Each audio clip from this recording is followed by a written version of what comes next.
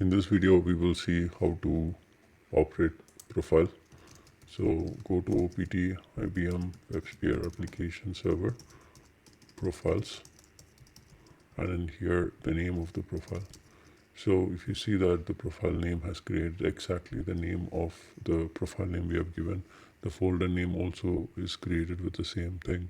So you don't need to really give an option for folder name while you're creating a profile. So now you see that there are a lot of folders over here in the profile. So let me explain you a little bit about it.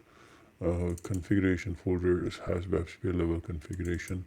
First step is basically the index file. It's a greeting page for you to explain you about it. So when you have this installation verification tool where you have installed it through the console method, then you will be popped up with a HTML page which is within the first step. And then you have the config folder, which is actually very important folder for us. So all the standalone profile related configuration will all be mentioned in this config folder. Service folder has server information. It's not relevant to us. Installed applications folder has all the installed application. Now, when you install this in the GUI mode, you will see there are some default application. So those default application will be installed in the installed apps.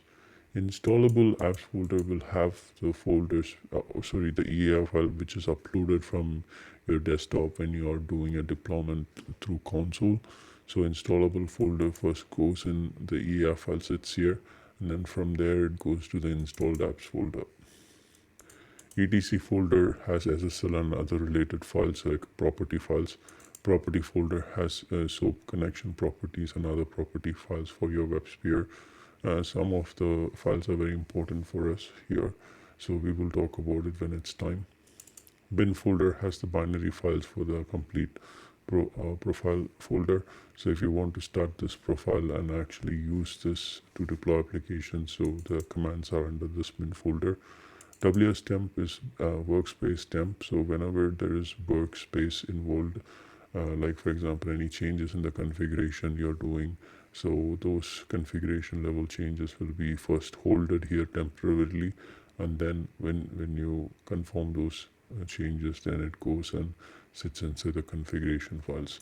Logs folder contains the app server logs. So currently there is only one server configured, so that server logs will be there inside it. Temp folder is a normal temp folder, whatever the activity goes on in a normal thing. Like for example, you've deployed an application and that application has a JSP file. So all those JSP file related, all those compilation related stuff will all go to the general temp folder. Workspace temp and temp folder are very important and different folders. Workspace talks about only about the WebSphere related stuff, and the temp folder talks about the application related temp folder. So /temp will not be used mostly by WebSphere. So you will see a /temp. So this is basically for the hardware, the computer to use the temp folder. So the operating system will use the /temp folder. But the app server profile home temp is for that profile, for all the activities which goes in the application and will go inside the temp folder. So to start the profile, go to bin, and then there's a command called server status first. So you can install, you can run server status -all. So this command will give you, let me clear the screen. So this command will give you the server status of all the servers which is running. So currently there is only one server and you cannot install more than one server because this is a standalone mode, and that server cannot be reached. It seems to be stopped. So start server.sh is the command to start the server. So I'm giving /start server.sh and then server 1. So this will enable us to start the server 1 service on this particular profile. So first thing is that it will create a folder called start server log. In that it will start logging the information. So these goes in phases. First phase is basically to create this log. So what if you give a server name which does not exist? So it's still going to create in your profile home. Till here it's called profile home. After that you have logs folder and then the name of the server over here. So now if the server name doesn't exist, you've given a wrong server name, still it will create a folder under this called server 1. If you're given server 2 but you don't have a server 2, so it will still create a folder over here called server 2, and it will create a log over here, and then it will say cannot start this server. I'll give you an example. So I'm trying to start the server 2 over here. So till here everything will work fine, but after that, when it says starting this particular server 2, it will say this for this domain, sorry, for this profile it is trying to start the server 2, but it couldn't see that server 2 exists.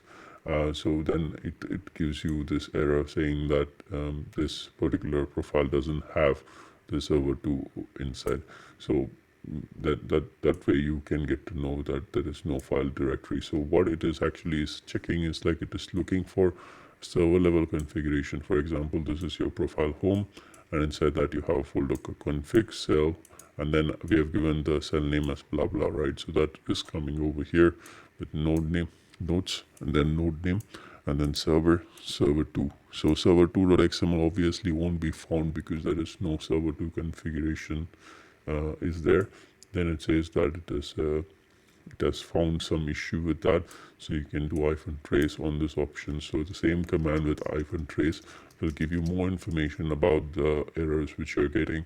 So we for sure know that there is no such server 2. So if you check this log, right, the similar thing will come over here in this log. Also you can see that it's unable to find server.xml under the server level. So this is called, in the configurations, this is called cell level, node level, and server level. There is also cluster level, which we will see later. Okay, so that's basically is the different levels of configuration.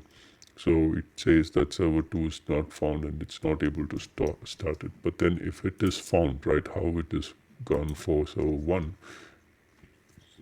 is that, so first it opens up the environment details, whatever the environment variable it needs to call. It calls those environment variables, and then it goes in the startup or trace mode. It is enabled, and then starting up tool with this a particular profile name, and then here is reading the configuration of server 1. Actually this should be profile 1 or node 1 should have been the name. Actually I given a server 1, I made a mistake there. So anyways, this is a temporary purpose, so you can change this profile name later also. It doesn't really matter. So here is some of the interfaces which is trying to open, and then it is initializing all the modules and then it's open for business. Now this is not a detail log, this is just a start server log. So the detail log is basically will be inside this location. It is your profile home directory, profile home logs, and then the JVM name server 1. And then when you go there, you will see a detail log called system out.log. Now this is the log where it will give you all the information which happens while the JVM starts up. It will give you level by level information from the starting of the modules, loading all the environment variables, and then loading all the deployed applications, all the dependent services like JDBC, JMS, and so forth. And then finally, it opens up the port numbers, checking whether any port conflicts are there before it goes and says to us that the server has been started or open for e-business. So this is the word you want to search for if you want to see whether the server has been started. If you are using a busy application, the moment your application starts, you won't see the logs. So in that scenario, all you have to do is like search for e-business. Then you will get to know with the timings over here, the GMT timings. You can see basically when it was started. In this way, you can figure it out that this is the correct JVM or appropriate JVM. That's all for this video. So now we understood the folder structure. We understood how to start the JVM in the command line mode. Thanks again.